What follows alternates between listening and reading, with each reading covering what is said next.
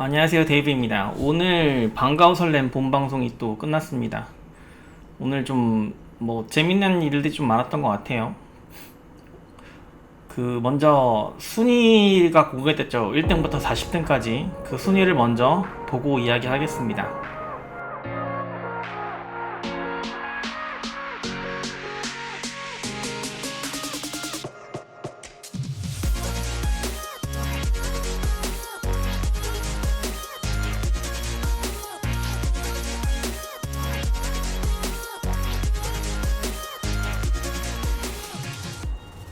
네, 우선 순위를 보면 어느 정도 인기 투표가 반영된 것 같아요. 제가 이제 눈여겨봤던 거 이제 김윤수 학생 2등에 위치한 김윤수 학생인데, 제가 반가워 설렘 처음 이제 진입하면서 아무것도 몰랐을 때 이제 언택트 투표단 참가 신청을 했다고 했죠. 그때 이제 MBC에서 요구하는 사항이 그럼 몇 학년에 누구를 왜 응원하십니까? 라는 항목이 있다고 했었는데, 그때 제가 아무것도 모르는 상태에서 83명의 참가자 중에 사진만 보고 뽑았던 학생이 김윤서 학생이라고 했습니다. 이 친구가 나중에 트와이스의 나연으로 될 것 같은 느낌이 있어서 뽑았다고 했는데, 김윤서 학생이 이득이 된 걸 보고 내 안목이 참 대단했구나 라는 자화자찬을 잠깐 한 적이 있어요.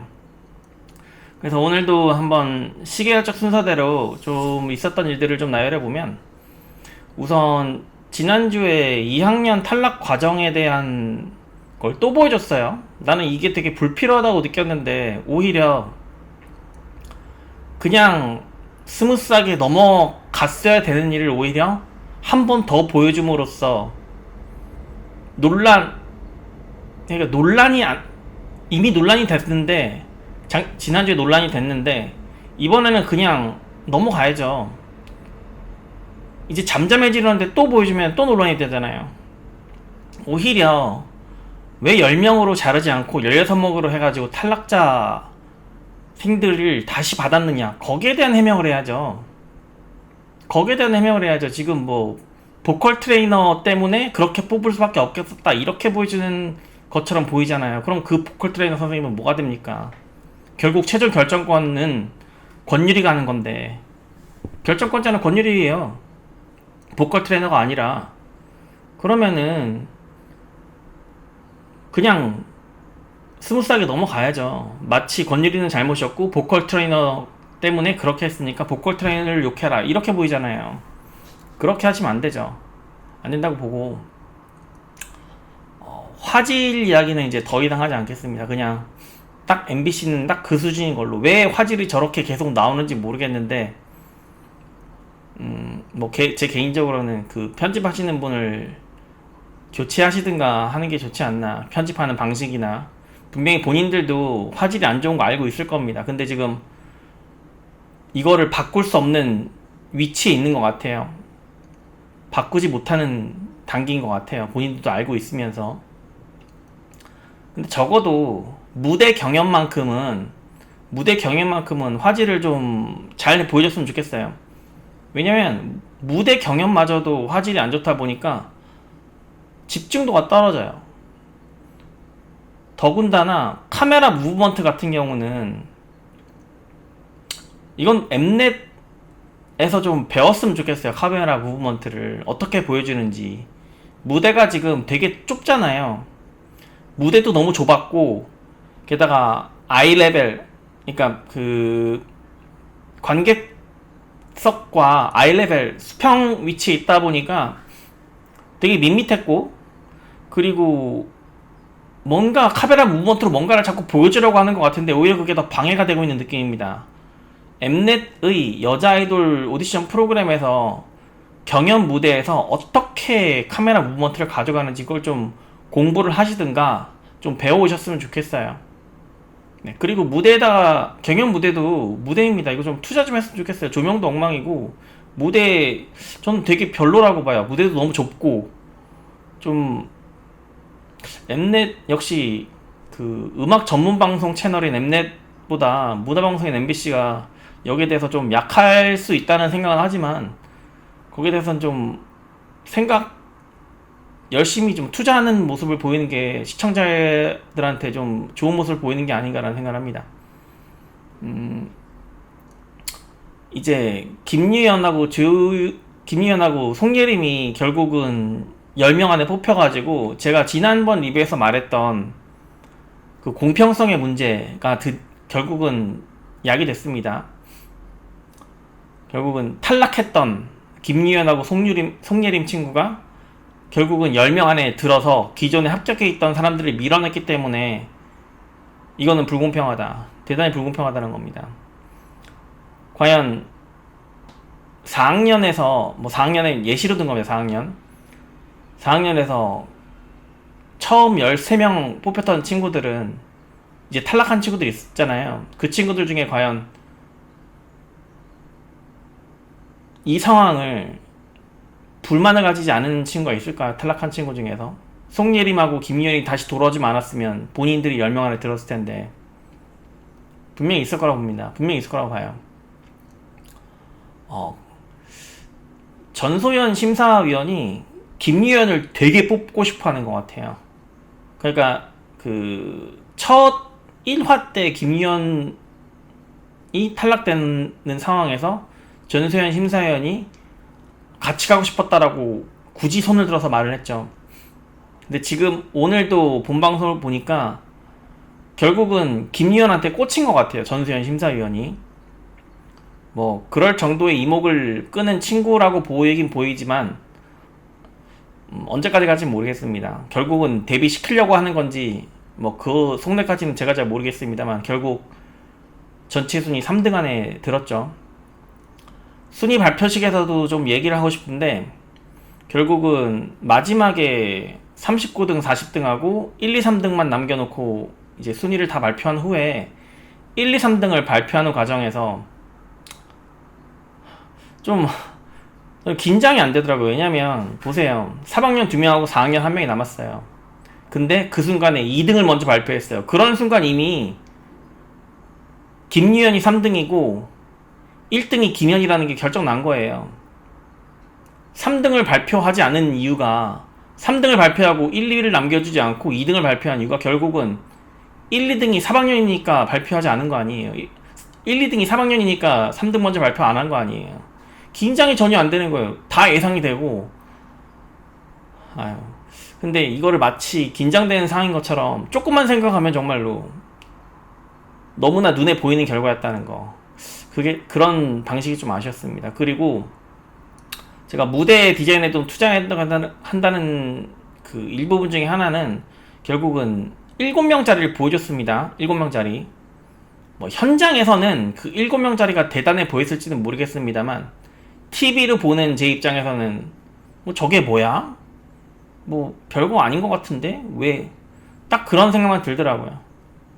그리고 온라인 투표로서 전교 1등을 차지한 학년의 학생 중에 한 명이 저 자리를 선점한다는 이야기를 공지가 안 된 것 같은데 참가자들도 모르고 시청하는 저로서도 본방송에서 한 번도 보지 못했던 사항을 당일날 발표하는 게 과연 이게 맞나? 이건 좀 미숙한 진행이다. 그리고 그 7자리도 TV로 봤을 때 좀 멋있어야지 현장에서만 멋있으면은 아무런 감흥이 없다는 거예요. 이거는 결국은 제가 세 번째 말하는데 시청자 뷰를 고려하지 않은 그냥 디자인이라고 봅니다. 시청자 뷰를 좀 고려했으면 좋겠어요. 시청자들이 보는 심리학적인 면, 시청자들이 바라보는 뷰, 이게 제일 중요합니다. 현장이 중요한 게 아니고. 그러니까 현장이 안 중요하다는 게 아니라 현장보다 TV로 비춰지는 모습이 더 중요하다는 거예요. 결국은 TV로 비춰지는 모습보다 현장이 중요할 거면 TV 방송할 필요가 없는 거예요. 결국은 아주 커다란 걸 놓치는 겁니다. 아주 커다란 거를. 그리고 4학년에 탈락자 중에 전유은 학생이 있어요. 네, 이 친구가 갑자기 이 친구가 탈락할 정도인가? 라는 생각이 조금 들었는데 이 친구 탈락자로 선정했을 때 조금 놀랐습니다. 이 친구 노래를 되게 잘한다고 봤거든요. 처음에 이제 4학년 비주얼 그룹이라고 해가지고 윤채원하고 김유연, 전유인 이 세 명이 퍼포먼스를 했었죠. 1화 때.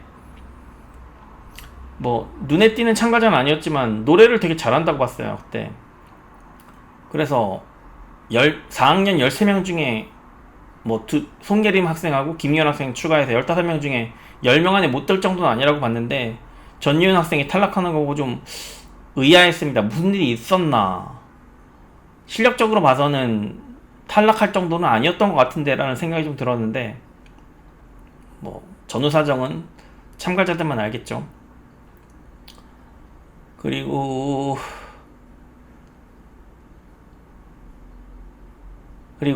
그 배틀을 2번 했잖아요. 그 3학년 4학년 배틀을 오늘 보여줬는데 각 팀의 에이스들끼리 다시 대결을 펼쳐가지고 탈락자를 선정을 했죠.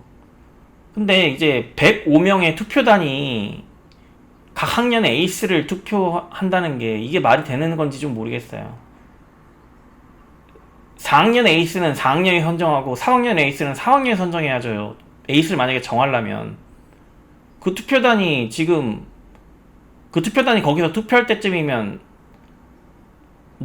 아직은 그 3학년 4학년에 누가 에이스인지에 대해서 잘 분간이 안 될 텐데 만약에 김유연 학생이 에이스로 선정됐으면 정말 어떡할 뻔했어요. 이건 코미디 되는 겁니다. 코미디. 김유연 학생이 그냥 인기투표로 선정됐으면 인기투표로 해가지고 4학년에 김유연 학생이 에이스로 선정됐으면 대결 자체가 이상해진다는 겁니다. 보여줄 게 없어지는 거예요. 그래서 저는 솔직히 뭐 이런 의심까지 하는 건 좀 무리 같긴 한데 윤채원 학생이 당연히 에이스의 자격도 있지만 혹시나 김유연 학생이 1위였는데 뭐 중간에 바꿨지 않았을까라는 생각도 좀 듭니다. 솔직히 말씀드리면. 왜냐면 김유연 학생이 1등으로 나가서 에이스로 대결을 펼치면 그 무대 자체가 에이스끼리 대결 자체가 우스꽝스러워질 수 있겠죠. 김유연이 공연 무대를 잘한다는 보장이 없으니까. 그게 좀